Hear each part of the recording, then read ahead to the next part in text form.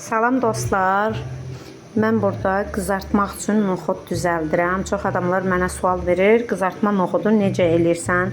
Bax, belə noxudu qoyduq bir qabın içinə. Aşüzənin içində idi, boşaltdım bu qabın içinə. Duzu, istiotu vururuq buna.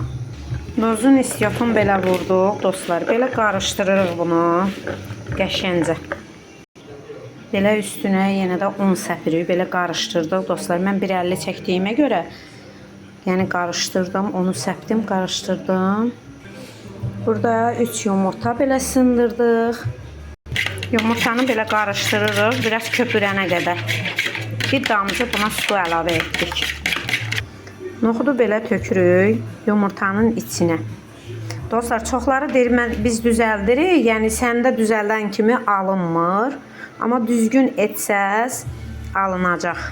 Bunu belə süzgəcin yardımı ilə çıxardırıq köməyi ilə. Bunu belə tökürük üydülmüş suxarikin içinə. Buna pankov deyirlər.